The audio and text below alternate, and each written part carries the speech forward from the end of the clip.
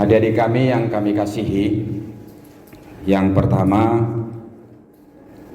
kita boleh bersyukur pada malam hari ini, sekalipun tidak keseluruhan yang telah menerima CD dari gereja kita HKBP Teladan tidak bisa berkumpul bersama dengan kita. Bersyukurlah pada malam hari ini jika Tuhan memberikan kesempatan untuk kita berkumpul bersekutu di tempat ini untuk menerima pembekalan yang memungkinkan kami berikan.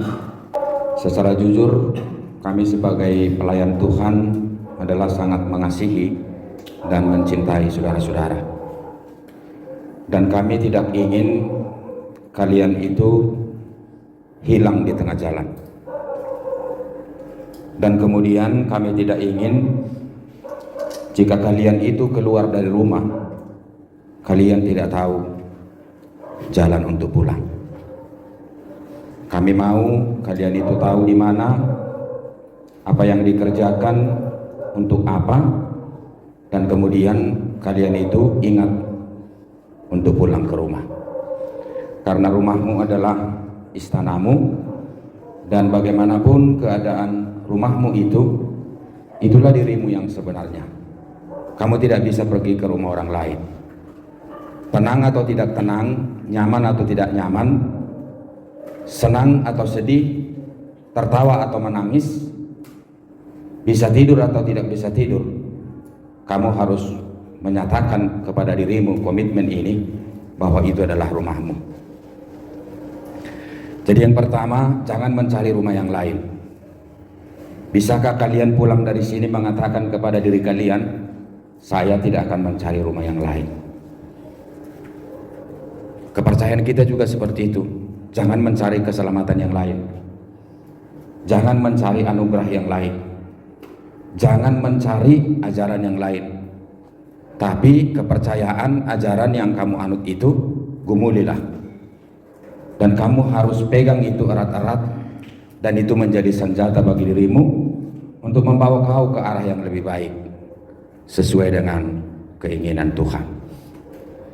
Adik-adik kami yang kami kasihi di sini, coba dulu bertanya kepada dirimu dan tanya dalam-dalam, apakah kau sayang sama dirimu? Kemungkinan ada yang menyatakan pada diri kita sendiri enggak gitu. Atau kemungkinan ada yang menyatakan kepada dirinya, saya enggak tahu. Atau kemungkinan dia hanya bisa terenyuh, atau mungkin ada sesuatu yang paling dalam dia pikirkan ketika dia diperhadapkan dengan pertanyaan itu. Kita di sini bukan untuk serius-seriusan gitu, atau nangis-nangisan, enggak. Kita juga di sini rileks, tapi dalam suasana rileks itu juga kita harus mendapatkan bekal doa. Kita harus mendapatkan apa yang bisa membangun diri kita ke depan. Dan kemudian kita harus mendapatkan komitmen, tekad dalam diri kita masing-masing. Ya nikmatin aja kehidupan selama 2 hari di sini, tapi yang jelas kita harus mendapatkan sesuatu, karena ini mahal. Laporan panitia sama saya kemarin itu, tadi malam uang nggak cukup. Jadi saya tanya panitia, bisakah nggak nyanyi pagi-pagi? Saya mengkondisikan sama Pak Haladu. Ternyata ya jalan Tuhan itu jika memang kita lakukan dengan ikhlas, saya yakin adik-adik kami di sini semua ikhlas. Kita bayangkan dana yang masuk itu tadi pagi hanya 0,5 juta, tapi hampir mencapai 4 juta. Nah, itu menjadi sesuatu analisa bagi kita bahwa orang tua kita itu sudah semakin terbuka dengan kita.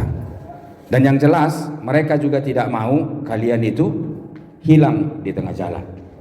Mereka juga tidak mau kalian itu keluar dari rumah, kalian tidak tahu jalan pulang. Dan mereka juga tidak mau kalian itu memberikan kesimpulan bahwa rumah kalian itu di luar daripada rumah kalian sendiri. Seburuk apapun orang tuamu itu, dia tidak inginkan kalian itu berada di luar. Di luar dalam arti apa ya? Di luar dalam arti negatif.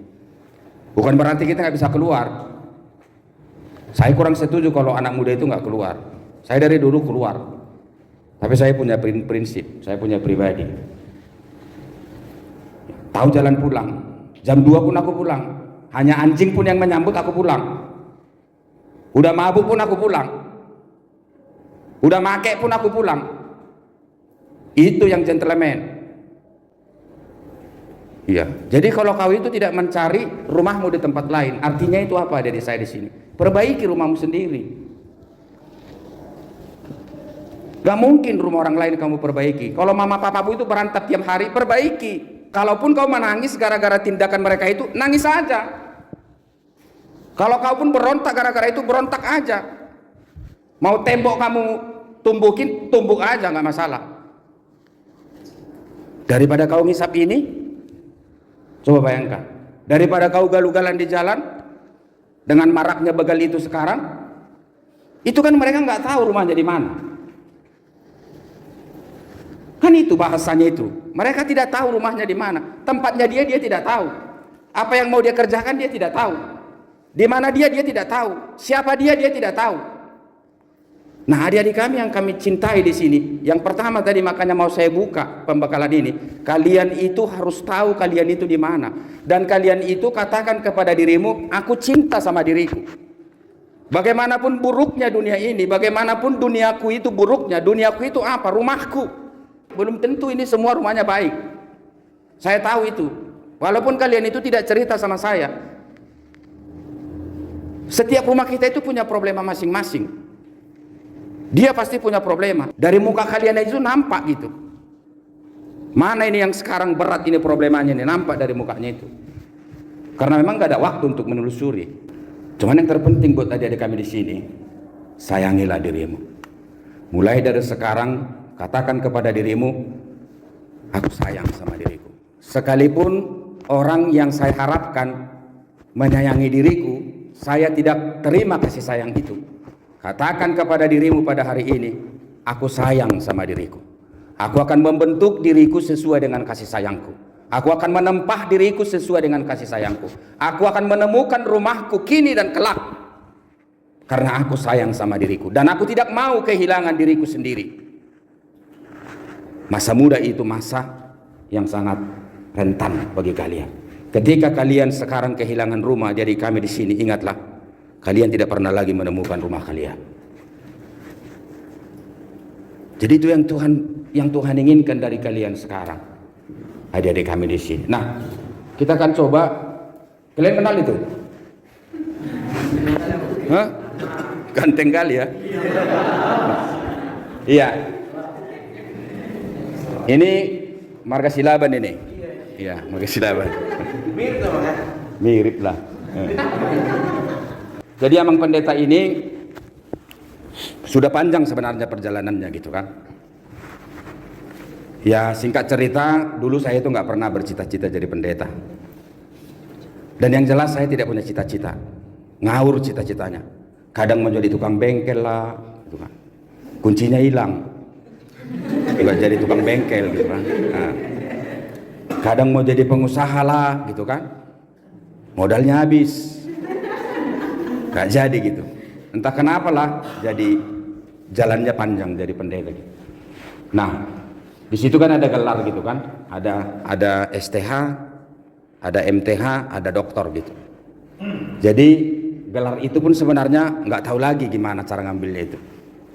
Karena saya dulu itu bercita-cita mau jadi pendeta aja.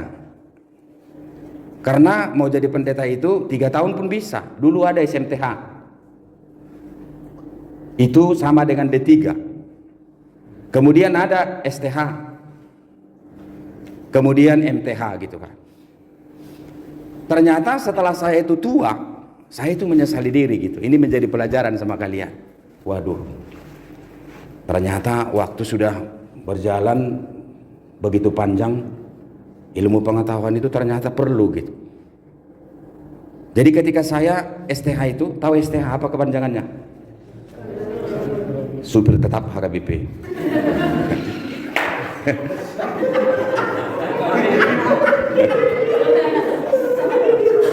Atau kalau orang Sierin sana bilang itu STH itu tahu kalian?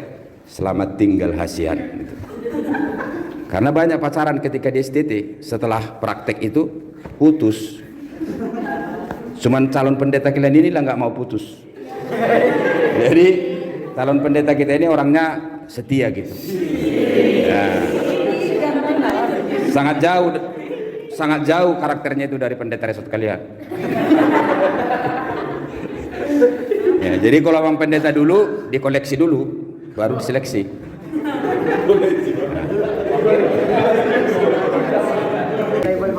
Bukan playboy, itu sebagian dari iman juga itu. Asal ada batasnya. Jangan pula semua kawantam. Iya. Ingat, terutama kalian laki-laki di sini perlu. Kalian punya adik perempuan loh. Jadi emang pendeta punya prinsip seperti itu. Kalau bagian atas semua nggak apa-apa lah.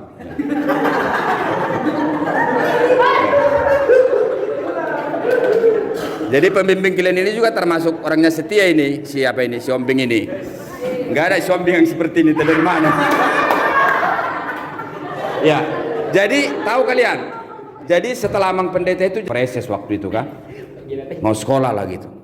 Kemudian bergumul ngumpulin uang. Bayangin aja setelah anak kuliah, kita itu jadi sekolah kembali gitu. Nah, ini pelajaran buat adik-adik kami di sini. Selagi ada waktu, jangan engkau nanti menyesal. Kalian harus punya strategi planning. Menikah umur berapa? Harus. Punya anak berapa? Harus. Ini perlu juga, walaupun kalian itu bukan sedang bimbingan pranikah. Iya, tapi perlu. Ini juga bagian dari apa kan, dari pembinaan juga. Harus ada strategi planningnya. Punya anak berapa, istrinya yang bagaimana. Walaupun sebenarnya semua kriteria itu terkadang nggak perlu sama Tuhan. Kenapa? Karena ketika Hawa itu dicipta oleh Tuhan, Adam tertidur. Andaikan Hawa itu bangun, tolonglah Tuhan, kupingnya ini dikit lagi, orang mencong ini dikit. Tuhan mengatakan apa? Diam. Sayalah yang menentukan yang terbaik bagi pacaran sih pacaran, tapi jangan terlalu banyak kriteria, nanti kau nggak laku. Ya. Katakan saja sama Tuhan, mana yang Tuhan izinkan menjadi milik saya dan aku menjadi milik dia, yang pantas di mana? Di rumahku. Yang ngerti dengan mamamu. Jangan pula kau nanti kawin berantem terus. Terlalu sayang pula kau sama mamamu. Kau maki-maki pula istrimu. Habislah kau. Jadi kalau menikah, ya meninggalkan ayah dan ibunya dan dia bersatu dengan istrinya. Kalau kata bersatu itu matamu langsung lain.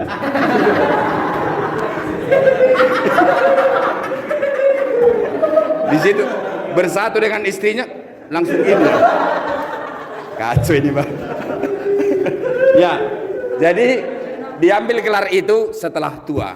Sebenarnya kepingin mau jadi dokter itu, tapi nggak mungkin lagi. Saya bercita-cita anak saya lah yang kemungkinan itu nanti mengikuti jejak seperti itu. Itulah doa kita sebagai orang tua. Tapi yang perlu saya tekankan sama kalian, jangan menyesal.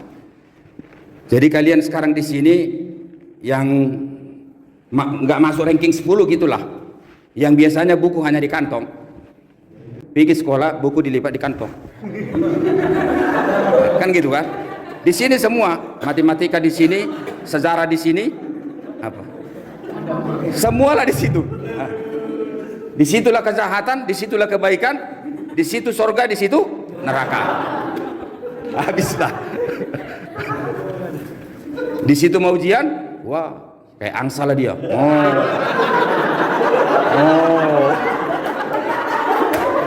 Kan itu kan? Sadar nggak kalian itu ketika mau ujian kayak angsa? Yang segini-kian lehernya. Jadi malulah sama diri sendiri kan? Nah, gak ada bedanya itu laki-laki sama perempuan ketika ujian. Wow, dilihat gurunya separuh jadi angsa.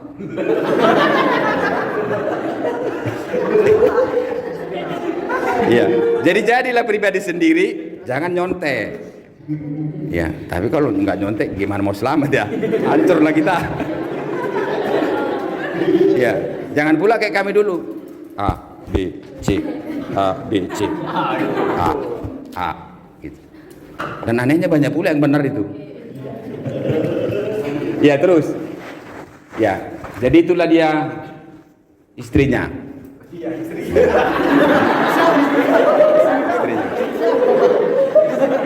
Ya, jadi dialah yang lolos seleksi. Nah, hanya dia yang lolos seleksi. Dan terus terang banyak yang lebih cantik dari dia. Banyak yang lebih tinggi dari dia. Banyak yang lebih hebat dari dia. Tapi yang berhasil memikat umpannya itu loh.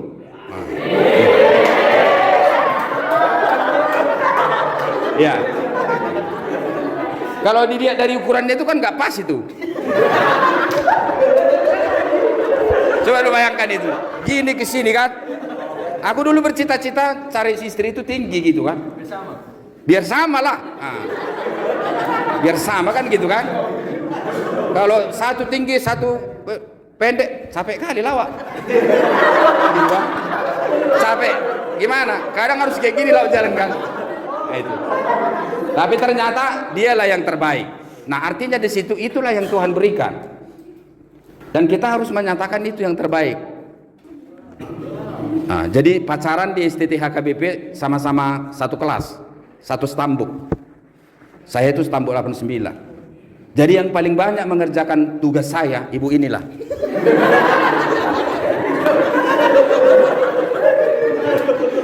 Dan sebenarnya ada di kami di sini yang layak untuk memberikan ceramah malam ini di sini bukan saya, dia. Iya, karena nilai saya itu banyak bagus, dia yang buat.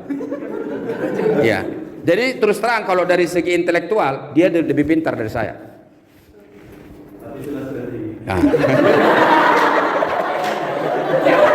Nah itu tadi, itu bagian dari strategi juga itu. Jangan pula nyakiran pacari yang idiot pula. Udah kau bodoh, kau pacari lagi yang bodoh, langsunglah kau epilepsi. Iya. Iya. Jadi kalian itu adik-adik kami di sini perlu saya tekankan, kalau pacaran itu saya harus bilang sama kaliannya, perempuan-perempuan sini, lihat bibit, bebet, bobot. Nah, kalau bapaknya pemabuk, mana mungkin dia parhuria? Kalau bapaknya udah kayak gini pulang tiap malam, mana mungkin megang agenda itu? Jadi artinya di situ bukan berarti harus pilih-pilih tebu, enggak, tapi harus punya prinsip. Jadi kalian perempuan-perempuan di sini, jangan kalian itu bisa dibeli hanya dengan cinta, tapi juga harus punya pikiran. Ya, karena kau harus memikirkan apa? Kalau kau nggak masuk ranking 10 gitu, lalu ada yang ngepet-ngepet engkau, dia itu masuk ranking 10, oh ini cocok ini, perbaikan keturunan. Karena otak saya itu ya kayak mana lah, hanya Pentium 2 gitu, sementara yang datang itu Pentium 1 gitu. Oh ini gitu. Jadi jangan sembarangan, kalian harus punya standing gitu dalam kehidupan ini. Dalam hal apapun kalian harus seperti itu. Bergaul, ramah-ramah. Semua orang harus dicakapin dengan baik. Dan kita harus bagian daripada semua orang. Tapi kita harus punya prinsip. Sebenarnya ibu ini pendeta. Ya, jadi ini murtad, ini orangnya murtad murtad karena cinta gitu. Mana lah tahan dia nengok wajahnya yang di samping itu. Kan gitu kan? Jadi saya bilang sama dia, kalau kau mau menikah sama saya, kau harus masuk HKBP. Kenapa? Gereja yang lain kan kecil, nggak ada uangnya.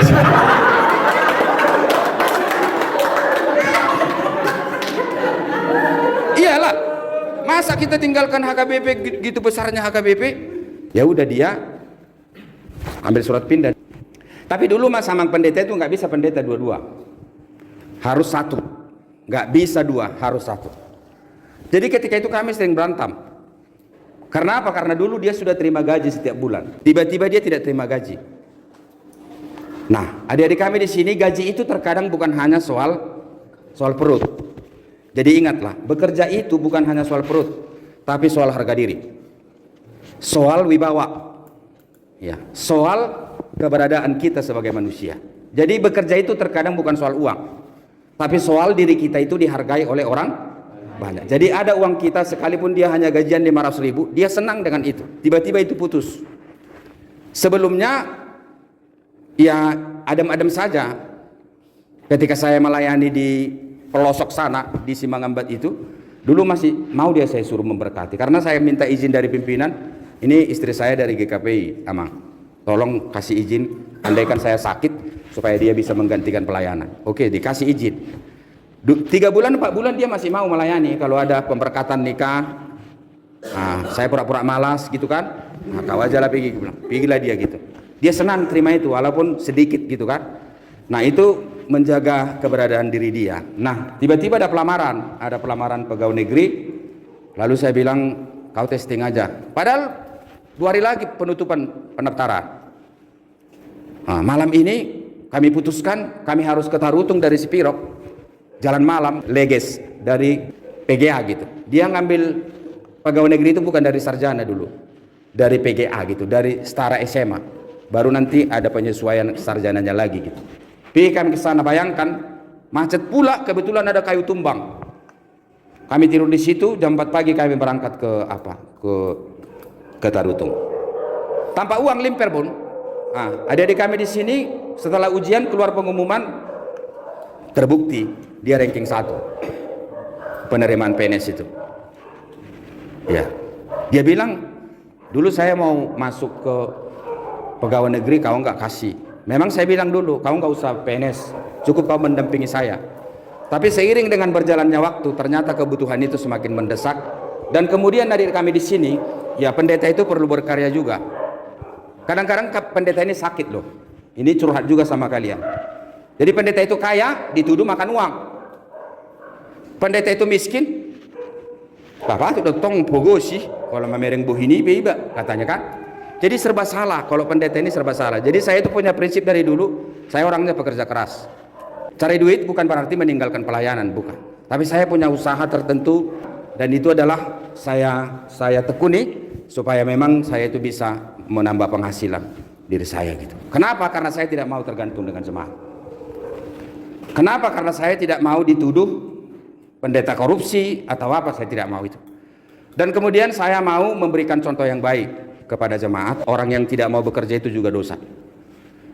Jadi kita harus giat bekerja, apalagi kalian selagi muda, carilah pekerjaan yang bisa membantu diri kalian itu. Saya SMP itu sudah cari uang, SMA sudah cari uang, kuliah juga saya cari uang.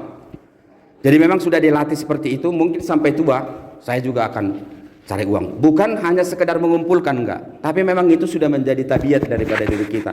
Kita tidak bisa nyenyak tidur kalau ketika kita tidak bergerak gitu. Nah, adik-adik kami inilah guru saya yang paling besar. Jadi namanya Hanna Teresia Magdalena Silaban. Nah, dia dulu itu lolos masuk ke PT Pos Bandung tanpa testing. Tapi entah kenapa setelah berjalan 2 tahun dia curhat sama saya mau mundur Pak. Lalu saya sangat down ketika itu. Lalu saya bilang, udah pulang aja kau, pulang. Karena duit saya sudah banyak keluar waktu itu. Tapi saya berpikir sebagai orang tua, ya saya tidak terlalu melihat apa yang bisa dibanggakan dari segi akademis dengan anak-anak saya. Ini juga perlu sebenarnya pengetahuan seperti ini sama orang tua kalian. Orang tua kalian itu jangan hanya menghargai kalian hanya dari segi prestasi. Kalian juga seperti itu. Jangan nanti kalian setelah bapak-bapak, setelah ibu-ibu, jangan terlalu menghargai anak-anak kalian karena prestasi. Tapi katakan kepada anakmu itu, siapapun anakmu itu, dia adalah anakmu. Dan berikanlah kebanggaan yang luar biasa untuk dia. Gimana pun keadaannya, gimana pula kalau dia idiot, bangga juga kau dengan dia, walaupun dia idiot. Karena itu anakmu, itu titipan Tuhan. Ya, jadi saya bilang sama dia, berpikir-pikir, lalu saya bilang, cari universitas yang terbaik di situ. Berapapun biayanya saya bayar, tapi kau harus testing. Kemudian testing dia ke Maranatha Bandung, lolos, lalu saya kuliahkan lagi. Dia sudah selesai kuliah, dia sekarang lagi cari-cari pekerjaan yang cocok untuk diri dia. Ya. Tapi pergumulan saya sekarang dengan guru saya ini, dia nggak mau pacaran. Saya tanya, kau udah punya pacar? Baru enggak. Untuk apa pacaran Pak? Sebagai orang tua khawatir juga kalau sudah berumur seperti itu tidak punya pacar. Perlu saudara ketahui, sangat banyak sekarang pemuda gereja kita jomblo. Maaf, perawan tua. Sangat banyak. Di mana-mana. Lihat, ketika kita pertanyaan, ketika kita ibadah di mana-mana, salah satu topik doa yang selalu itu didoakan oleh hamba Tuhan adalah apa? Berikanlah Tuhan jodoh sama anak-anak gereja kami, sama boru gereja kami. Nah, ini perlu untuk adik-adik kami di sini. Janganlah terlalu fokus dengan apa yang boleh kamu tangisi dalam hidupmu. Yang kedua, janganlah terlalu fokus dengan apa? Dunia ini, dengan karir. Ada seperti itu karena begitu sakitnya kehidupannya bersama dengan papa mamanya.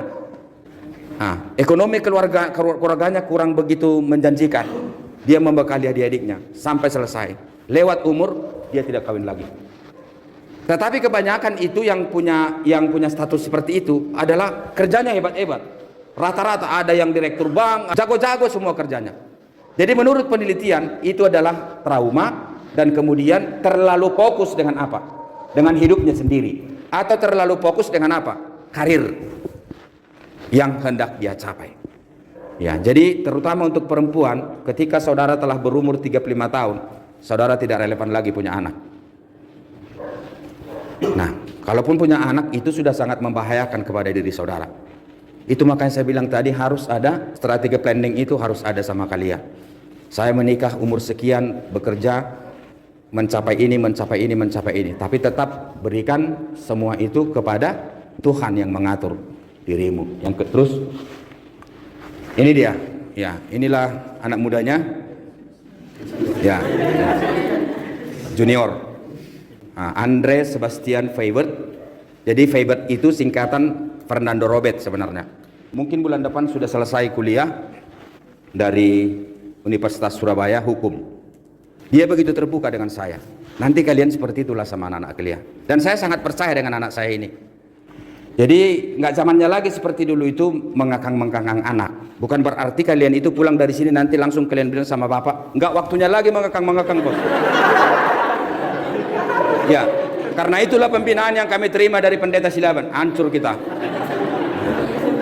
Kau larikan pula semua yang di rumah itu. Ya. Tapi yang perlu saya tekankan sama kalian, tumbuhkan kepercayaan orang tuamu terhadap dirimu bahwa engkau dewasa.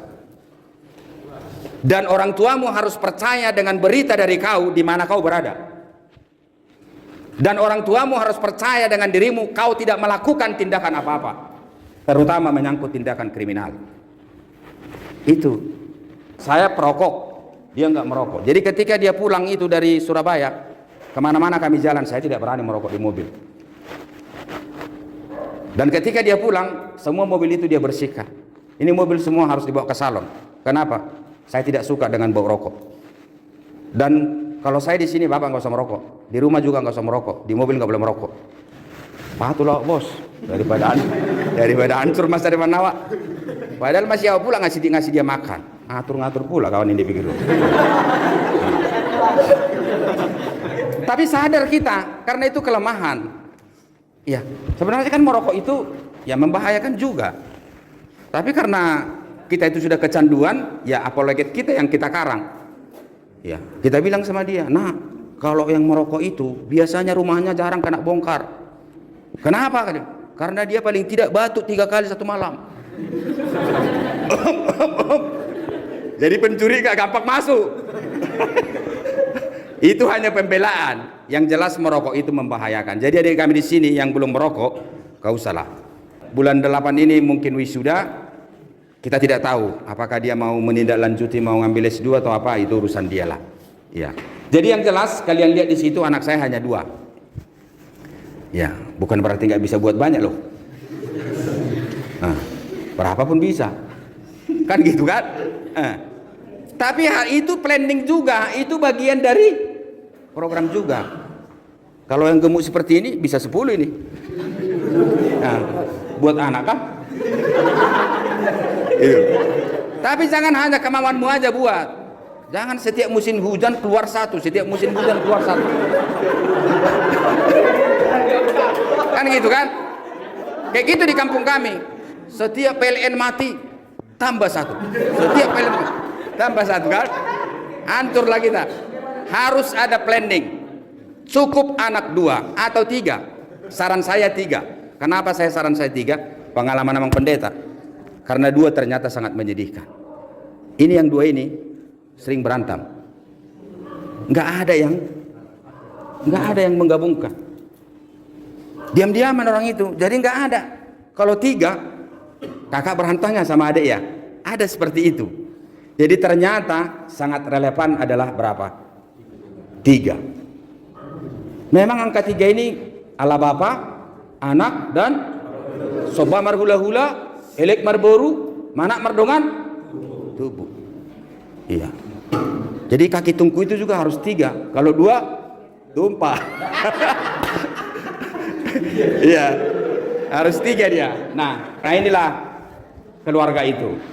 Nah, semua tinggi-tinggi, yang pendek hanya 1. Karena dan memang dialah yang cerdas itu. Yang paling cerdas dari itu semua yang pendek itu. Karena apa? Karena berhasil dia memperbaiki keturunan. Kalau dia kawin sama yang pendek, kemungkinan yang keluar itu makin pendek.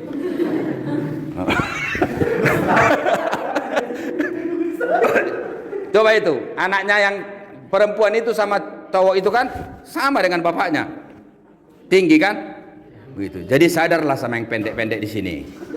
Carilah yang lebih tinggi. Iya. Supaya memang terjadi daur ulang. Terjadi daur ulang, baru terjadi dia proses perbaikan keturunan. Terus, nah inilah adik-adik kami yang menjadi dasar Alkitabiah kita. Janganlah seorang pun menganggap engkau rendah karena engkau muda. Jadilah teladan bagi orang-orang percaya dalam perkataanmu, dalam tingkah lakumu, dalam kasihmu, dalam kesetiaanmu, dalam kesucianmu.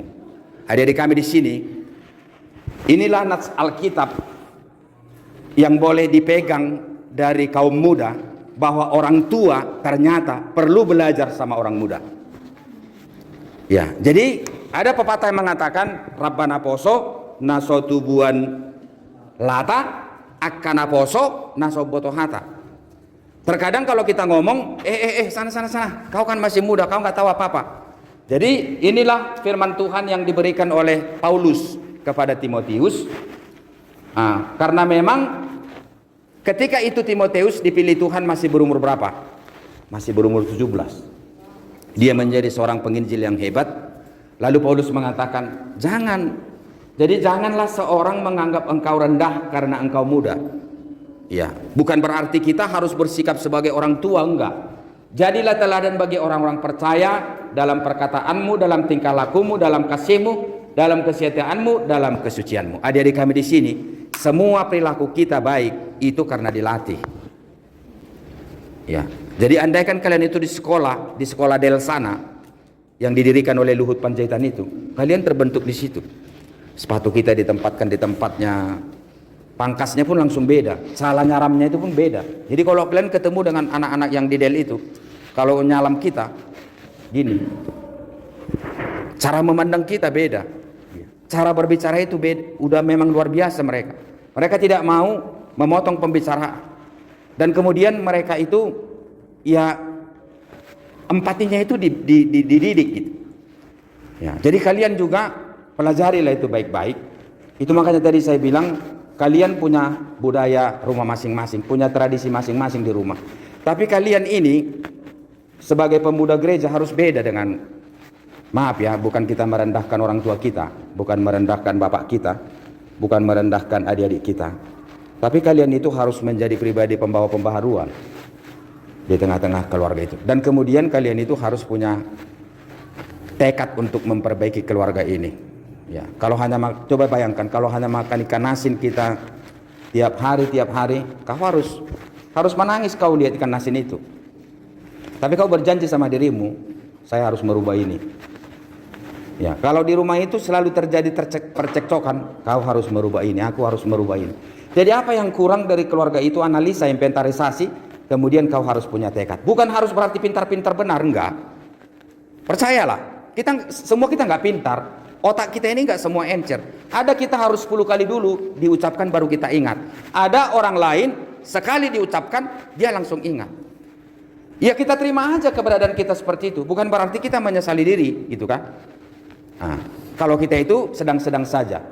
Tapi bersyukurlah kalian hadir kami di sini kalau kalian itu memang benar-benar pintar. Pakailah intelektualmu yang baik itu untuk membuat pembaharuan di dalam keadaan rumah tangga itu. Terus. Ya, ini sebenarnya sudah kita pelajari fase remaja 10 sampai 15 tahun. Tanda-tandanya kita sudah pelajari di sekolah. Kemudian fase remaja akhir 15 sampai 18 ini penyesuaian sosial menuju kepada pematangan diri. Waspada, anak-anak pada masa muda sepertinya anak-anak panah di tangan pahlawannya. Ini Mazmur loh yang bilang. Jadi maaf, kalian ini sebenarnya sama seperti anak panah yang ditancapkan melalui busurnya, tapi nggak tahu arahnya kemana. Nah, sadar atau tidak sadar sebenarnya kalian itu butuh pendampingan. Nah, walaupun sebenarnya yang ada di dalam benak kalian itu sekarang apa? Yang paling kalian senangi itu apa? Kalau kalian jujur, yang paling kalian senangi itu sekarang apa? Kebebasan. Ya, maunya nggak ada yang ngelarang ke sana. Kemana kau? Tugas kelompok, Mak. Entah kelompok apa nggak tahu kita gitu. Kemana kau? Marguru. Kemana kau? Ke sana. Ini sebenarnya itu bagian daripada diri kita. Dan itu kadang adik-adik kami di sini wajar. Ya, contoh, saya waktu seumur-umur kalian ini, kerjaan kami di kampung itu apa? Curi jambu. Padahal jambunya nggak dimakan. Ngisi pejol mana? Pergi kita gitu Pak. Baru dilempar. Udah dilempar jambu ini, kita sembunyi. Itu sebenarnya itu bukan kejahatan. Nah, itu sama seperti ini, anak busur ini. Ketika orang tua sebenarnya menyadari ini bagian daripada hidup keremajaan, sama seperti kalian ini, kalau dia pandai mengarahkan itu bisa menjadi sesuatu hal yang menggembirakan. Contoh, anak saya ini dulu, dia belum punya kendaraan sepeda motor waktu SMP, kelas 2. Lalu dia sudah mulai lihat-lihat temannya gitu. Kami tinggal di Persea. Ya. Saya nggak ngajarin dia bawa sepeda motor gitu, tapi kunci kereta mamanya di situ. Nah, Pak, saya pakai kereta, mau kemana kau nak? Sama kawan ke sana, udah pergi. Tapi diam-diam saya awasi, Lama-lama bertumbuh kepercayaan sama diri saya. Oh, dia adalah orang yang layak dipercaya. Kemudian saya mau sekolah ke Budi Mulia Pak, di mana? Di Pematang Siantar. Oke, kau udah testing. Menang. Oke. Kau kos di mana nak? Kos di sini. Nah, adik-adik kami di sini setelah dia kelas 2, dia minta sepeda motor. Nah, Pak, saya minta sepeda motor.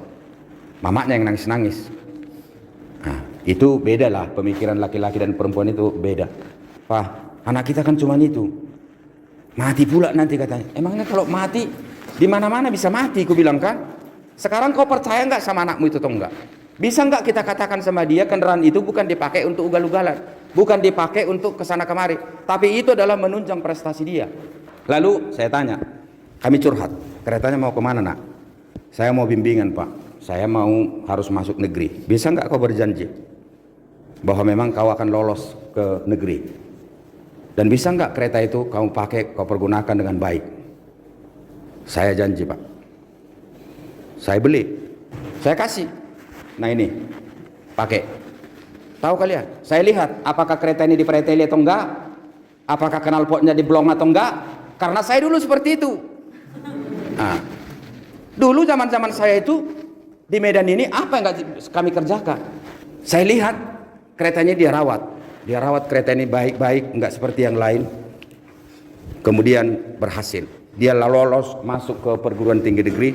Nah, adik-adik kami di sini, saya tidak capek memiliki anak seperti dia. Karena dia tahu rumahnya di mana. Karena dia tahu dimanapun dia ingat pulang. Karena dia tahu di rumahnya ada papanya. Di rumahnya ada mamanya. Karena dia tahu semua harta yang ada di rumah itu milik dia. Kelemahan, kekurangan, apa yang ada dalam rumah tangga itu kelemahan dia. Nah, jadi kami di sini belajarlah seperti itu supaya memang kita ini punya prinsip hidup. Walaupun kalian sekarang masih remaja-remaja seperti ini, saya yakin sedikit banyaknya yang saya ceritakan ini ada lengket di dalam diri kalian. Terus. Ya, bersukarialah hai pemuda dalam kemudahanmu, biarlah hatimu bersuka pada masa mudamu, dan turutilah keinginan hatimu dan pandangan matamu. Tetapi ketahuilah karena segala hal itu Allah membawa engkau ke pengadilan. Buanglah kesedihan dari hatimu dan jauhkanlah penderitaan dari tubuhmu, karena kemudahan dan fajar hidup adalah kesia-siaan. Nah, dari kami di sini ada banyak pemuda remaja gereja kehilangan masa remajanya. Karena apa? Karena keadaan keluarganya. Jadi bersyukurlah dari kami di sini kalau kalian itu masih bisa makan, masih bisa minum, masih bisa meminta sama orang tua, masih bisa menangis meminta sesuatu sama orang tua. Bayangkan saudara-saudara kalian yang nggak bisa ngapa-ngapain, hanya melihat hal-hal yang baru yang bisa kalian pakai. Kalian kereta baru dia lihat, dia menangis. Kalian pakai bendo yang baru, dia lihat, dia hanya terenyuh. Kalian pakai baju yang baru, dia hanya mengatakan kepada dirinya, makan pun tidak bisa. Bahkan dia harus cari uang sendiri memikirkan adik-adiknya. Nah, untuk itu, untuk adik-adik kami di sini, bersyukurlah dengan apa yang ada padamu hari ini. Jangan engkau terlalu melihat ke atas, sekali-sekali melihatlah ke bawah. Nah, untuk adik-adik kami di sini, janganlah kehilangan masa remajamu. Nikmati masa remajamu itu sekarang. Tapi yang perlu tadi, jangan rusak masa remajamu itu dengan hal-hal yang tidak baik. Jangan mau dong. Apalagi kayak narkoba-narkoba itu, geng-geng itu, ya saya mohonlah, nggak usahlah kalian mendekatkan diri kepada seperti itu. Kalau nggak bisa hancur kalian, bisa menjadi polisi yang menjadi apa? Sasarannya. Terus, indahnya masa muda. Inilah kondisi kita, energi, hasrat, kebebasan, dan kesempatan menjadi miliknya. Nah, kesempatan inilah dari kami. Kesempatan itu tidak bisa diulang dua kali. Kemudian periode transisi, antara dewasa dan tidak dewasa, antara mandiri dan tidak mandiri, antara kebebasan dengan terikat. Kemudian penemuan identitas diri. Inilah yang sering membuat kalian bertindak kurang baik. Masa-masa seperti kalian ini masih mencari status. Saya ini apa ya? Saya ini siapa ya? Saya ini bagaimana ya? Saya ini mau kemana? Nah, jadi akibat dari tidak punya kepribadian itu, kalian digerogoti apa? Zaman. Ya, jadi harus punya kepribadian. Nah, model rambutmu itu buat sesuai dengan kepribadianmu, bukan model orang lain. Cara berpakaianmu itu buat modelmu, jangan model orang lain. Ya, jangan terlalu mengikuti hal-hal yang bersifat tren.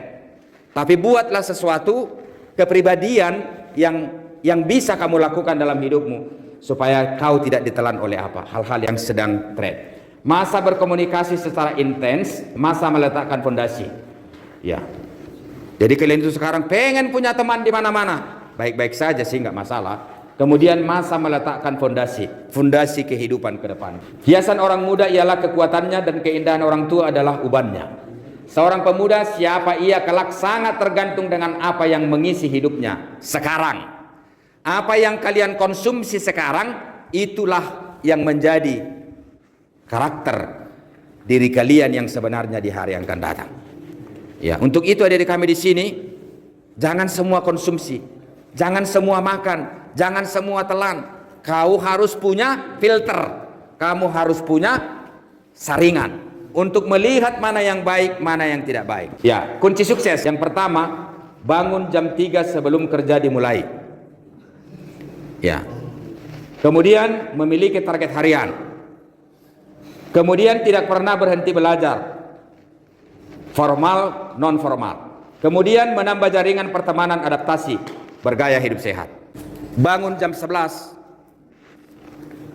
Sebagai pemuda gereja, itu sudah dipertanyakan. Dia itu mau kemana nanti? Apa targetmu satu hari ini?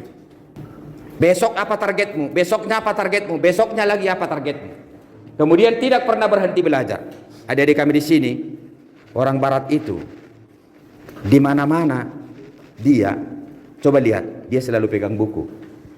Bagaimanakah berbicara yang baik? Bisa nggak kau pelajarin itu? Jadi semua ada triknya. Cara berbicara kepada orang tua, anak muda, remaja, anak-anak, semua ada. Ya.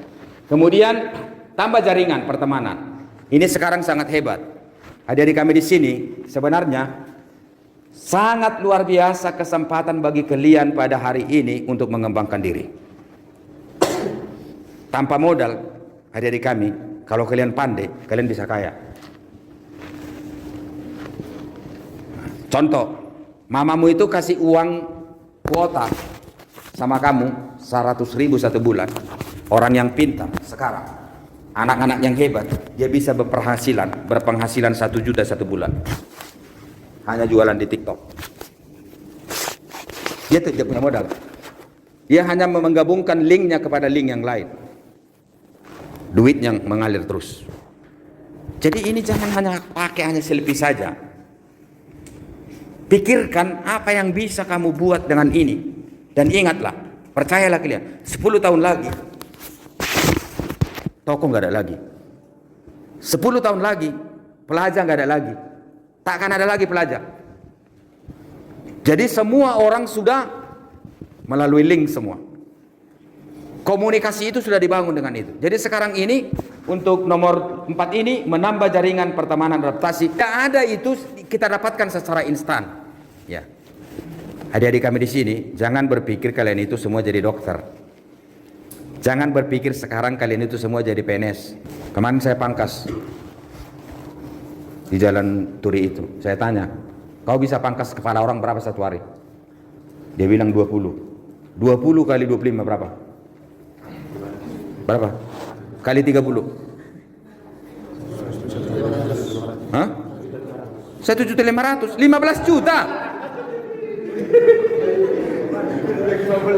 Coba bayangkan itu. Saya aja punya gelar magister teologi ya, gaji saya hanya 14 juta. Jadi jangan remeh kalian. Dia hanya pegang-pegang kepala orang. Jadi jangan kalian itu hanya berpikir melihat baju yang begitu mewah. Siap gerak. Apa aja yang siap gerak? Di rumah nggak makan. Nampaknya aja hebat. Memang masih seperti itu pemahaman kita. Kita lihat orang sekarang hanya kerjanya jalan-jalan. Dia bisa berpenghasilan berapa? Berpenghasilan sampai 50 juta satu bulan. Nah, dari kami di sini lihat kesempatan itu. Jangan terlena dengan kemajuan yang dipakai oleh orang lain hanya untuk menunjukkan keakuannya. Tapi ambil dari situ kesempatan yang bisa membuat engkau hebat. Jadi jangan semua berorientasi menjadi apa? Menjadi pekerja yang permanen. Yang tidak memungkinkan kita ukur penghasilan orang siapa? Pengusaha. Dia bisa untung hari ini berapa? 500 juta. Walaupun besok dia bisa rugi 25 juta.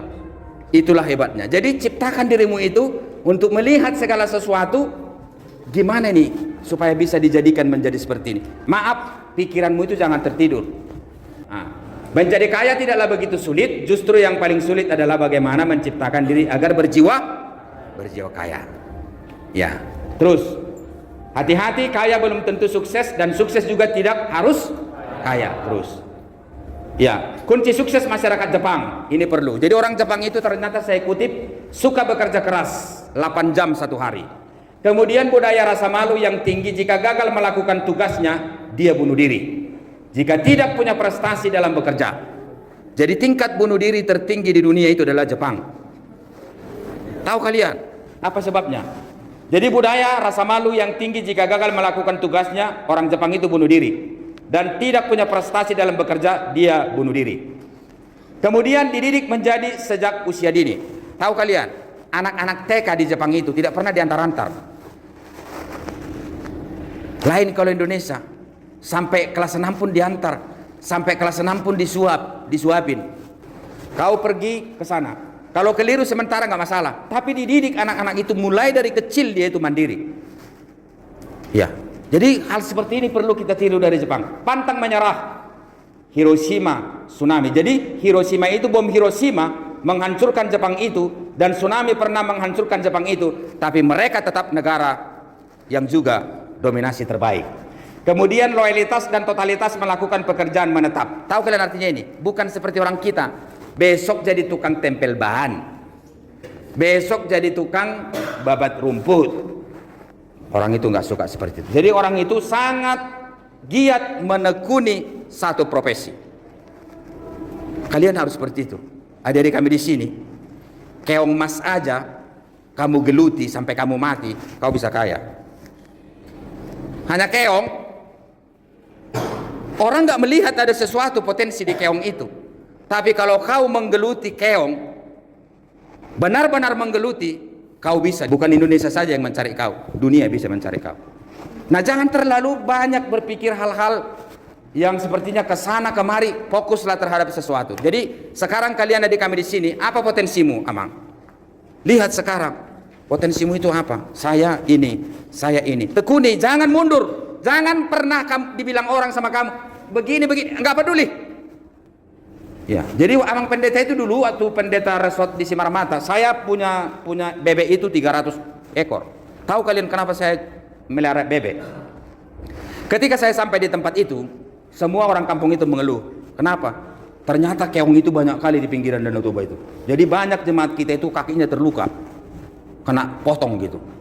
Oh, ini sudah potensi nih, saya pikir. Saya pergi ke Siantar, saya beli saya ambil buku, saya pelajari semua. Saya tidak mau menekuni suatu pekerjaan dengan konyol. Saya pelajari semua. Kemudian saya pelihara ini bebek. Saya mau keluarkan modal semua. Kalian tahu, selama melihara bebek ini, saya bisa mengutip telur 250 butir per hari. Kali 2.000, berarti saya punya uang 500.000. Jadi semua orang bilang kalau dikasih waktu itu, kalau dikasih bekicot atau dikasih keong emas itu, telurnya gatal atau telurnya gak bagus. Apa peduliku, bukan telurmu kok, telurkunya, pikirku. Nah, saya kerjakan terus. Tahu kalian, di situ banyak telur ini. Waduh, kemana ini telur mau saya bawa? Siapa yang mau beli telur ini? Saya bawa telur ke pajak. Banyak orang lihat, jemaat banyak melihat. Gimana aja pendeta kalian itu? Masa bawa telur ke ke Onan? Emangnya telur dia yang diangkat kok, bukan telur kalian. Lama-lama langganan saya nggak ketulungan. Setiap hari ada telepon, ada telur Amang. Bayangkan di Pulau Samosir itu kalau berlangsung telur Paskah, telur bebeknya itu dari saya semua. Jadi bulan 2 saya sudah kumpulkan telur beribu biji. Gereja tinggal ngambil. Nah itu, jadi jangan kalian itu gampang tenggelam. Apa yang mau kau tekuni, tekuni. Sebenarnya gampang. Ini sederhana saja ya, karena Mang Pendeta sudah jalani itu. Coba deh, kau dulu saya tanya. Kalau kau punya induk ayam 10, kalau benar-benar kamu tekuni memelihara induk ayam itu, dalam 1 tahun, kau yakin bisa itu menjadi 1000? Kerjakan. Kerjakan. Ya, jadi kita terlalu banyak, kalau aku kerjakan kayak gini nanti seperti ini. Itulah kita. Belum lagi lembunya beranak, kita sudah berhantam. Jadi perlu komitmen, perlu keberanian, perlu tekad untuk membuat suatu kemajuan dalam dirimu. Tamat SMA pun kau, kalau orang tuamu tidak punya modal, kau bisa menjadi hebat. Ingat itu perkataan Amang Pendeta itu. Jadi jangan pernah katakan nggak bisa. Tekuni. Ingatlah ini, kecil usahamu itu, kalau kau menekuni itu, kau bisa menjadi besar. Kemudian berinovasi, selalu melakukan perbaikan. Bangsa Jepang bukan bangsa penemu, bukan bangsa penemu, tapi mereka adalah bangsa peniru. Jadi orang itu adalah orang yang bisa melihat sesuatu yang ditemukan orang lain, mereka langsung bisa tiru. Kemudian mengapa tradisi dan menghargai orang tua jati diri meminta lebih dahulu? Tahu kalian, orang Jepang itu orang yang paling sangat luar biasa patuh sama siapa? Orang tua. Ya, sangat patuh. Jadi bangsa yang paling patuh terhadap orang tuanya di dunia ini, ingat kalian itu bangsa apa? Jepang. Kemudian suka membaca, hidup hemat, jauh dari hedonisme, cerdas mengelola dana, menabung dan berinvestasi. Kemudian teamwork. 1 profesor Jepang akan kalah dengan 1 profesor Amerika, tetapi 10 profesor Jepang akan menang melawan 10 profesor Amerika. Jadi teamwork mereka, kerjasama Jepang itu hebat. Kalian juga harus bisa kerjasama. Siapapun harus bisa teman kita kerjasama. Jangan kemauan kita saja terus. Sepertinya sukses sangat identik dengan bekerja terus. Iya, memang. Ya. Kenapa kita harus bekerja, adik-adik kami di sini? Karena secara natur manusia itu harus bekerja. Bagaimana cara kita bekerja? Bekerja adalah aktualisasi diri, bukan menjual diri. Menggenapkan kehendak Allah, mengaplikasikan talenta sukacita, benih dan buah kerja keras berkualitas, hemat menjadi berkat, dan lain-lain. Yang mau saya katakan di sini, kalau kalian itu mau jadi maju, carilah sekarang pada dirimu apa yang menjadi hobimu. Untuk menerangkan semua ini, kalau kau mau maju aman, mulai sekarang coba cari hobimu. Apa hobimu? Kamu tahu? Tanya dulu yang mancing itu, kamu kok bisa tahan mancing sampai 3 hari? Hanya makan Indomie, kenapa dia tahan? Kalau dia tidak dapat, dia bersungut-sungut? Enggak, kalau dia dapat, senang. Jadi mulai sekarang, tanyakan kepada dirimu, apa yang menjadi talentamu? Apa yang menjadi hobimu? Kalau kau ingin maju, rugi pun kau dengan hobimu itu, kau akan digenjot terus. Karena itu menjadi kenikmatan bagi dirimu dan tidak menjadi kerugian. Terus. Orang yang paling bijaksana adalah orang yang mampu belajar dari keberhasilan orang lain, bukan berarti meniru kesuksesan orang lain. Jadi sekarang kalian harus punya mimpi. Ya. Ada nggak tokoh dalam dirimu yang bisa mempengaruhi dirimu? Aku harus seperti ini. Kita harus punya mimpi, kita harus punya bayangan kehidupan kita itu macam mana ke depan. Harus, kalau sekarang tidak ada itu, saudara akan berjalan di awang-awang. Terus. Bagaimana menjalani hidup dengan menjadi diri sendiri, melakukan terbaik sesuai potensi yang terus-menerus digali dan kemampuan pribadi yang terus ditingkatkan. Artinya sukses tidak memiliki standar pencapaian lalu disebut sukses. Terus. Jadi sukses itu sebenarnya tidak ada batasnya. Selalu berjalan terus, belajar terus dan meningkatkan keberadaan diri terus. Kesuksesan adalah filosofi hidup yang benar yang dijalani dengan benar. Kesuksesan adalah kemampuan untuk merealisasikan seluruh aspek kehidupan yang berintegrasi secara utuh. Kesuksesan bukanlah tujuan hidup, melainkan suatu proses dan berjalan dalam hidup mencapai tujuan sebagai tujuan hidup kita. Ya, jadi berproseslah terus dalam kehidupan. Sukses adalah keseimbangan yang meliputi situasi. Ini perlu. Ya. Kalau disebut orang Kristen itu sukses, dia harus mempunyai keseimbangan waktu, keluarga, karir dan pekerjaan, keuangan dan ekonomi, kesehatan prima, relasi, spiritualitas. Artinya gini, enggak untuk apa kau kaya kalau kau sakit-sakit. Ya, jadi perlu, jangan nanti kalian ini, pemuda-pemuda ini, cari uang luar biasa ketika muda, setelah tua kalian luar biasa mengeluarkan uang untuk kesehatan.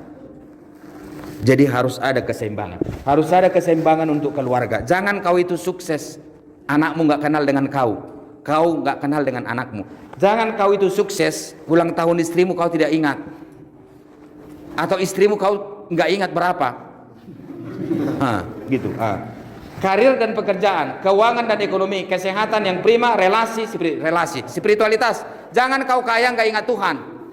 Harus ada keseimbangan. Tanpa keseimbangan itu bukan kebahagiaan. Tanpa keseimbangan itu bukanlah keberhasilan. Itu bukan sukses. Terus. Kesimpulan, selagi muda sejak dini bangunlah komunikasi yang kontinu dan intim dengan Tuhan, bekali diri kerja keras, ulet pantang menyerah dan menjadi berkat bagi dunia dan sesama. Horas, tepuk tangan Maita.